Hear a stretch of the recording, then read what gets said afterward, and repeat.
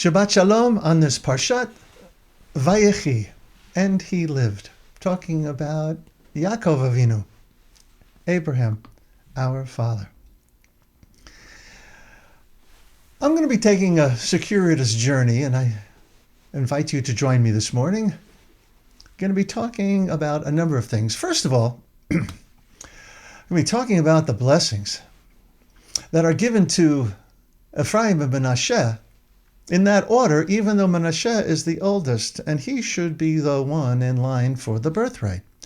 So here is Yaakov on his deathbed, Jacob blessing his grandchildren, which Renee and I are just totally excited about, blessing our new granddaughter in person in a couple of weeks. And there's Yosef standing by.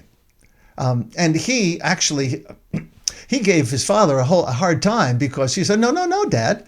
The oldest should be getting the blessing. I know what I'm doing. I'm looking into the future and I'm leaving behind my legacy. And then he goes on, meaning Yaakov, to bless all his other kinderlach. I'm sorry, he does leave Dinah out, but the women are left out a lot, we must admit. First of all, he blesses his eldest, Reuven, my firstborn, you, my might, first fruit of my vigor, surpassing in loftiness, surpassing in force. Eza bracha, huh? A nice blessing. Well, you might think that he then proceeds to bless all of his children this way, but no, some of his blessings actually kind of sound like curses. He's pretty harsh in a way. For example, when he blesses Shimon and Levi, such brothers in their anger, they kill men. Cursed be their anger that is so fierce, their fury that is so harsh. He's speaking it as it is. Not necessarily a bracha as we understand it, but basically lifting up to them their essence, who they are and how they've been behaving in the world based upon the midot. I think these brothers have something to work on. But let's move on here. Let's move on to the line that Yaakov says, or maybe he sings it. Hamalach hagoel oti mikora yivarech et hana'arim vayikareh vahem shemi v'shem avotei Avraham v'Yitzchak v'yidgu larov b'kerev haaretz. And there's a lovely melody that goes with this. And as I sing it, look at the translation below. Hamalach hagoel oti, Hamalach hagoel oti mikora, yivarech et hane'arim, vayikarei vahem shmi. V'shem avotai, Avraham v'Yitzchak, v'yidgu larov b'kerev haaretz. May the angel who has redeemed me from all harm bless these kinderlach, bless these boys, and may they be called by my name and the name of my fathers, Avraham and Yitzchak. And may they multiply abundantly like fish in the midst of the land, Bekerev Haaretz. This is a melody and a pasuk that is often said by parents to their children at bedtime. V'shem avotai, Avraham v'Yitzchak. He says that they should be called by my name. What is going on here, in essence, is Jacob is adopting his grandchildren. He's telling them that they will be taken care of by him. But he's on his deathbed. So how do we make sense of that? That's where legacy comes in. That they should be called by him and by his grandparents and by his great-grandparent, right? Avraham v'Yitzchak. By the way, this illustration that you're seeing was made by AI. when you put in Yaakov's blessings. And this whole pasuk, I didn't do it, but I did find this online, which just proves AI is a very Jewish thing. Ay.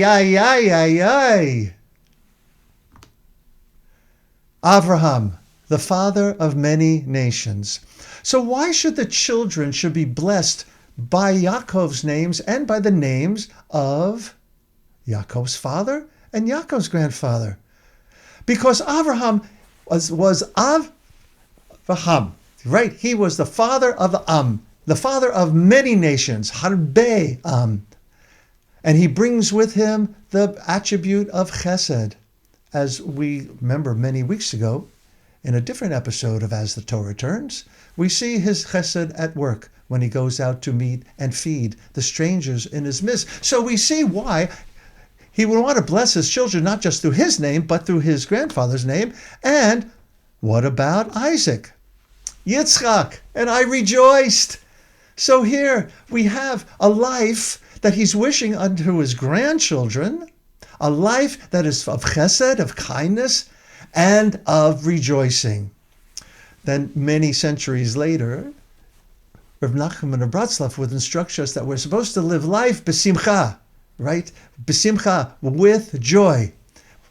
And I think there's some laughter included in that too. So here we have him crossing his hands, though. What the heck is this all about? Why place the youngest before the elder?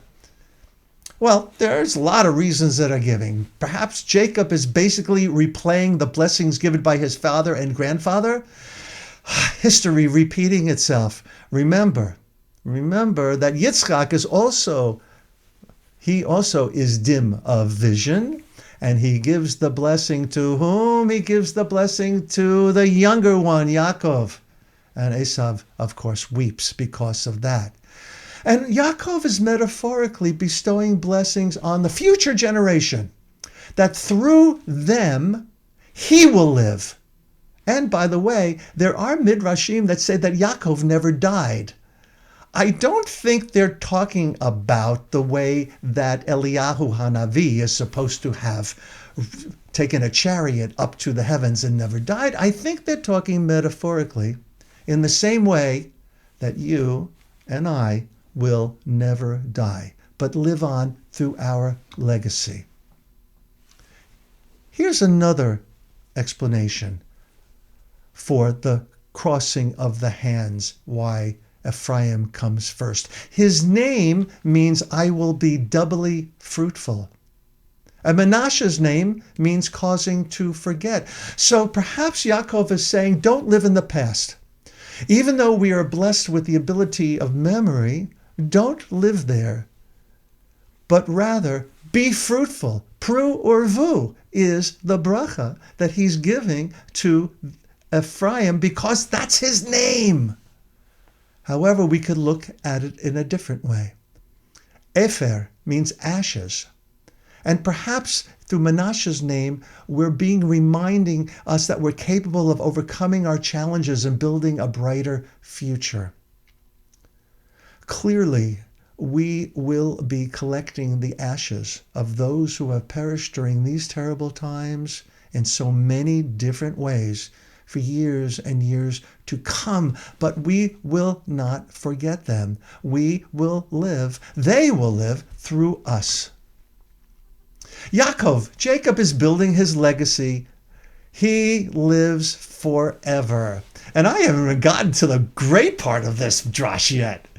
Vayomer Yosef elechav ani Yosef ha'od avichai. Not this week's parsha, but last week's parsha. What is the first thing that Yosef says when he finds out that his father is alive? I just misspoke. What is the first question that he asks his brothers when he reveals himself to his brothers as, hey, I'm Joseph. You remember? The one you threw in the pit?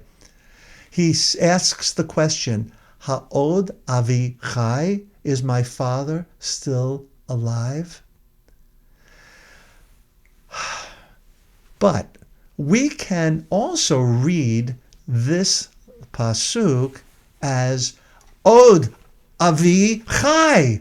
My father still lives, as a declarative rather than a question. And I know that you're familiar with the line, Od Avinu Chai. Am Yisrael Chai. Od Avinu Chai. Our Father still lives. Who is our Father? Our Father is Ysrael, right? B'nai Yisrael, the children. We are the children. We still live. We survived. Am Yisrael Chai. There's a giant mural now at Ben Gurion Airport as you're making your way down from the plane once you arrive. It's a magnificent mural tracing the history of the Jewish people. But where does this phrase, Am Yisrael Chai, come from? It's not in Torah. Instead, we learn the first time it was used was Rabbi Leslie Hardman at the liberation of Bergen-Belsen. When, looking around him at the survivors, he blurted out, he had not planned it, Od Avinu Chai, our people live. What a miracle. What a miracle. And now, several decades later, Rabbi Shlomo Carlebach, well, before I get to Reb Shlomo, here's a wonderful melody of Am Yisrael Chai by the Abu Dayan community of Uganda.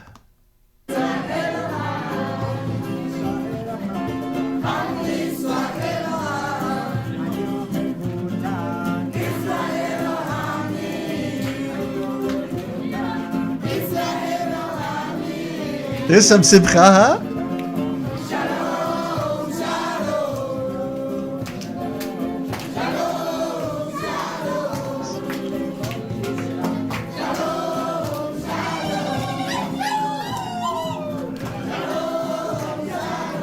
Nice. A little ululating going on there too. Am Yisrael Chai. And then they say, Yisrael Ami. Did you hear that? Israel is my people, they're singing. And then Shalom, Shalom.